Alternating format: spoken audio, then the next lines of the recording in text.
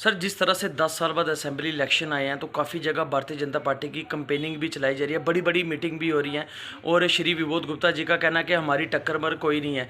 क्या one sided vote रहेगा Bharatiya Janata party का? देखिए, भाजपा ने आज तक जो कार्य किए हैं उसको देखकर इस बार भारतीय जनता पार्टी ही ऐसी पार्टी है जो रजौरी में एकमात्र ऐसी पार्टी है जो रजौरी में अपना इस बार झंडा फहराएगी। जो भाजपा का झंडा है इस बार रजौरी में फिरने वाला है, क्योंकि भाजपा सरकार ने वो कार्य किए हैं जो आज तक किसी पार्टी ने यहाँ तक 70 साल तक नहीं किए हैं।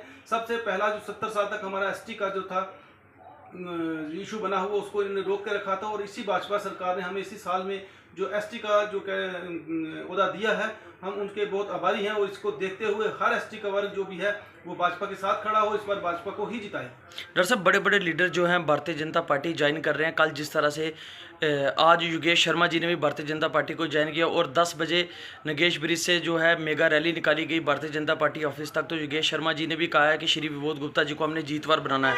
अगर वो जीतवार बनते हैं, एमएलए बनते हैं, तो क्या जम्मू कश्मीर में डेवलपमेंट लाई जाएगी? देखिए, विबोध जी बहुत अच्छे इंसान है, मैं उनको पर्सनली भी जानता हूँ। वो हमेशा रजौरी के लिए जो अपना कार्य करते हैं उसके लिए वो तत्पर रहते हैं और एमएलसी रहते हुए भी उन्होंने वो काम किए जो किसी मंत्री ने नहीं किए होंगे। तो रजौरी के अंदर काफ़ी जो डेवलपमेंट है वो इस भाजपा सरकार के अंदर एमएलसी रहते हुए श्री विबोध गुप्ता जी ने की थी। तो एक एमएलए जब किसी पोस्ट पे होंगे या किसी पोजीशन मंत्री बनते हैं तो ये यकीनी तौर पे देखा जाएगा कि वो तो रजौरी के लिए काम करेंगे ही और साथ में हमारे जम्मू कश्मीर के लिए तो करना है, लेकिन खासकर हमारे रजौरी के लिए एक बहुत बड़ी उपलब्धि होगी और लोगों के लिए बहुत ही फायदे का काम होगा कि रजौरी में अगर विबोध जी आते हैं तो वो जीतने के बाद हम रजौरी के लोगों के लिए बहुत अच्छे कार्य करने वाले हैं। डॉक्टर साहब, योगेश शर्मा जी भारतीय जनता पार्टी आज ज्वाइन कर रहे हैं एज अ सरपंच। उन्होंने ठंडी के सिमनकोट के अंदर काफ़ी काम करे हैं जो ग्राउंड पर दिखाई देते हैं। तो उनके लिए क्या मैसेज रहेगा आपका योगेश शर्मा जी के लिए? योगेश जी पहले भाजपा के कार्यकर्ता थे, भाजपा के अंदर बहुत बड़े ओहदे पे थे वो, और किसी कारणवश उन्होंने इस पार्टी को विश्राम किया और फिर से वापस वो पार्टी में आकर आज विबोध गुप्ता जी की तरफ से उनको हौसला अफजाई करने के लिए निकले हैं कि हम उनको जिताना चाहते हैं। अगर वो जीते हैं तो रजौरी के लिए बहुत से डेवलपमेंट के काम करेंगे।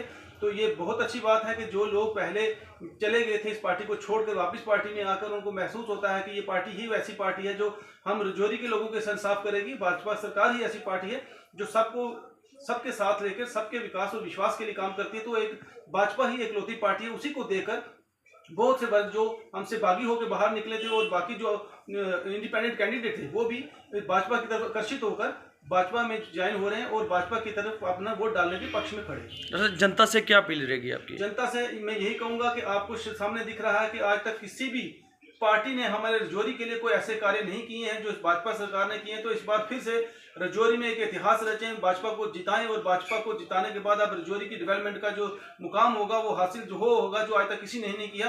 ये जो पिछले 70 साल में नहीं हुआ वो इस साल होके दिखेगा। इन 5 सालों में अगर भाजपा सरकार जीतती है तो मैं ये रजौरी वासियों से यही कहूंगा कि अपनी कॉन्स्टिट्यूंसी में श्री विबोध गुप्ता जी को भारी बहुमत से जिताएं ताकि हम लोग जो हैं आने वाले समय में अपने बच्चों का भविष्य तय कर सकें। सर, क्या बताएंगे कि आप भारतीय जनता पार्टी को एक बार फिर ज्वाइन करने जा रहे हैं, क्या कहेंगे? देखिए, मैं 10 साल भारतीय जनता पार्टी से नाराज़ था। अपने घर में बाप बेटा भी नाराज़ हो जाते हैं, भाई भी नाराज़ हो जाता है, पर मैं 10 साल से नाराज़ था। 10 साल के बाद आज भारतीय जनता पार्टी जो है वो मेरे पास आई, समाज के लोग आए, सब लोगों ने जो है मुझे कहा कि भाई आपकी ज़रूरत है, आप वापस आ जाओ। इसमें 2-4 दिन लग गए। मेरे भी कुछ गिले शिकवे थे, मैंने भी गिले शिकवे किए, उन्होंने भी किए। लास्ट में संविधान का हो गया तो मैं कल जो है भारतीय जनता पार्टी जो है मैं ज्वाइन करने जा रहा हूँ। वो मेरा अपना ही घर है। सिर्फ वो नाराज़गी थी। देखो, मैं 2014 में मैंने इंडिपेंडेंट इलेक्शन लड़ा है, आज 2024 हो गया। 10 साल में मैंने कोई पार्टी ज्वाइन नहीं की। अगर मेरी कोई आइडियोलॉजी होती, अगर मैं किसी और पार्टी को, कांग्रेस को, एनसी को, हर जगह से मुझे ऑफर आई, मुझे मैंडेट के लिए भी ऑफर आई, मुझे एडजस्टमेंट करने के लिए भी पार्टियों के अंदर ऑफर आई कि आपको एडजस्ट किया जाएगा, आप हमारा साथ दो। लेकिन हमारी जो आइडियोलॉजी थी वो नहीं मिल रही थी। तो मैं अब 10 साल के बाद कल जो है भारतीय जनता पार्टी के दफ्तर में वहाँ पर मैं ज्वाइन करूँगा। मुझे ये भी नहीं पता कौन आदमी मुझे ज्वाइन करवाएगा, कौन नहीं करवाएगा। बर्क साहब का जो पुल है वहाँ पर मैंने 10 बजे लोगों को बुलाया है, अपने लोगों को बुलाया है।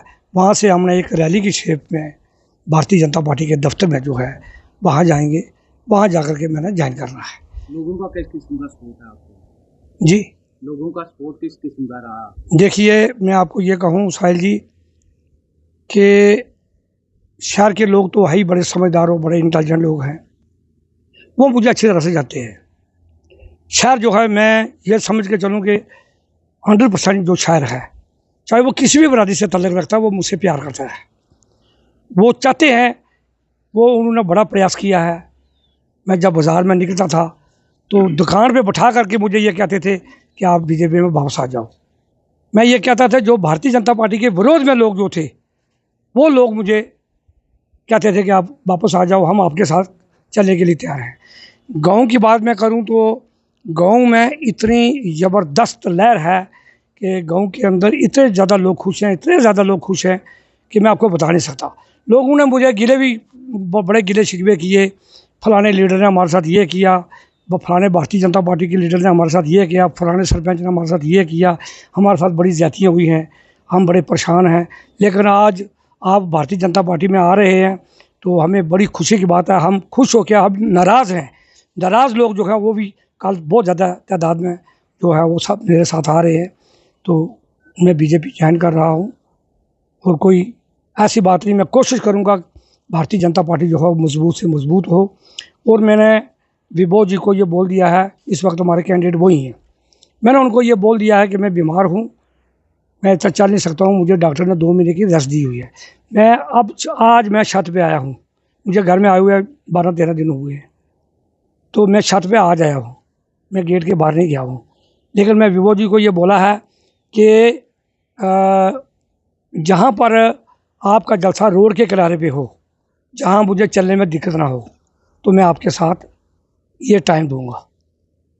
तो मेरा प्रयास रहेगा कि भारतीय जनता पार्टी का कैंडिडेट जहाँ से जीत का जाए, और उनकी जीत जो है हम सब लोगों के लिए जीत है। कोई आदमी हमारा जीत के जाएगा, समाज को भी देखेगा, पार्टी को भी देखेगा, हमको भी देखेगा, सबको देखेगा। मैं अपने तन मन धन से जो है और दिल से जो है मैं पूरा जोर लगाऊंगा कि भारतीय जनता पार्टी का कैंडिडेट जहाँ से जीत के जाए। आप लोगों को क्या मैसेज देना चाहते हैं, अपील करना चाहते मैं लोगों से ये अपील करता हूँ, और मैं अपनी जो पार्टी, मेरी आज़ाद पार्टी जो है, जिसके ऊपर मैंने 2000 वोट लिया था, उस वक्त मोदी साहब भी जहाँ पर आए थे, जो मेरे साथ के लोग थे वो ये कहते थे यार हमने मोदी साहब को वोट देना, योगेश जी आपको नहीं देना। फिर भी उस कंडीशन के अंदर मैंने 2000 वोट लिया है। आज मेरा वोट जो है, मैं ज़्यादा तो नहीं कहता, मेरा वोट जो 8000-9000 के करीब है। मैंने मियाँ साहब को खड़ा किया था, 8200 वोट लिए थे। आज मेरा वोट 10,000 के करीब है। मैं अपने जो आज़ाद पार्टी के लोग हैं, मेरी उनसे अपील है, और जो भारतीय जनता पार्टी के लोग हैं जो मुझसे प्यार करते हैं, मैं सबसे हाथ जोड़ के अपील करता हूं कि वो जो है वो भारतीय जनता पार्टी के कैंडिडेट को वोट दें, विभोद गुप्ता को वोट दे करके उन्हें जिता करके असेंबली में भेजें, ताकि हमारे लोगों की भलाई हो सके। पूरी ज़िंदगी 1947 से लेकर जहाँ पर भारतीय जनता पार्टी काम करती चली आ रही है, लेकिन जो है फ़ायदा वो हमें कोई नहीं मिला, क्योंकि हम अपना जो है कैंडिडेट रजिस्ट्रेड जो है जहाँ से हम जिता के नहीं भेजे, इसलिए हमें बड़ी परेशानी आई है।